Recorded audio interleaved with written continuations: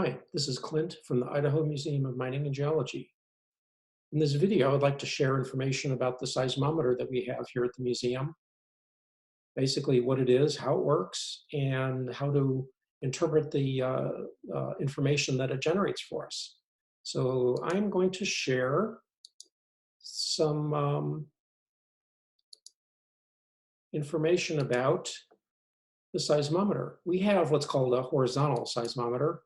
Here's an animation showing it in action. Basically, it's a bar that's suspended by a very thin wire, and it's designed to pivot in the horizontal direction, hence the description horizontal seismometer. There are things called it's called a vertical seismometer, which would basically capture movement in the vertical space, and I'll show you that in a second. But basically, this arm moves back and forth, and attached to this arm are a couple of strong magnets.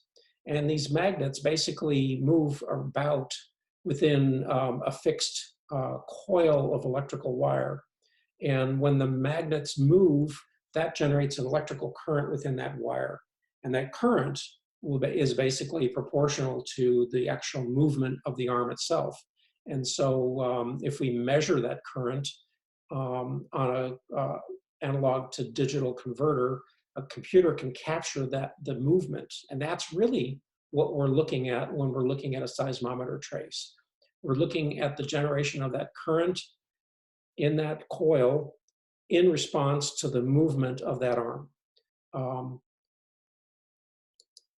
This is a vertical seismometer because it's really measuring the movement in the vertical space, but that's essentially what it is.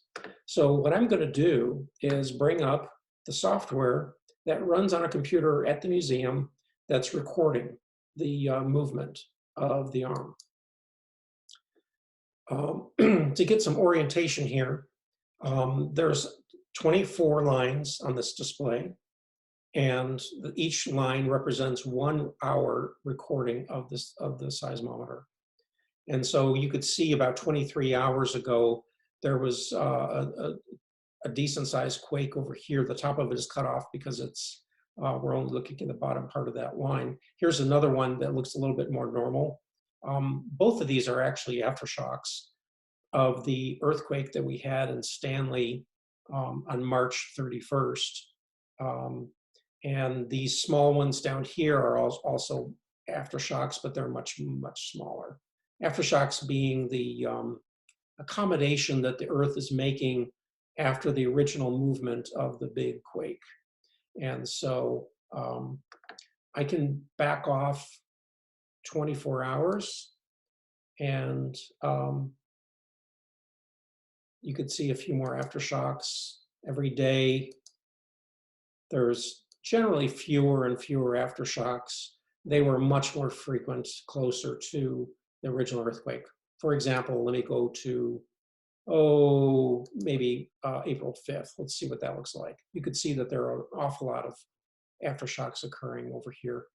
In fact, I'm going to go to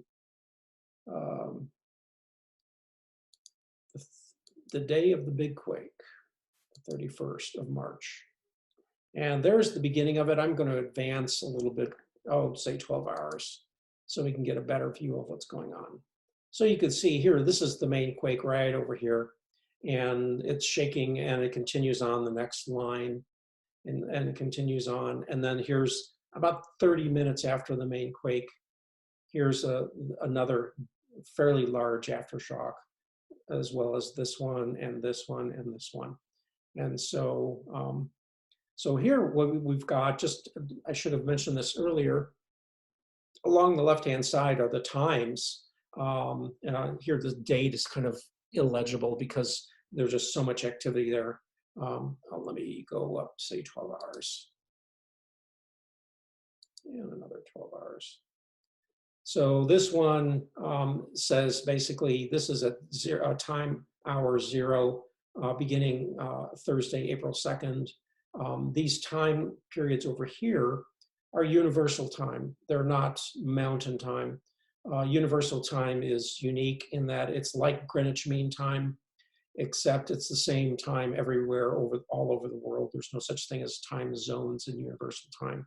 So when you're talking about a particular hour in universal time, it is exactly at the same moment everywhere on Earth. So at any rate,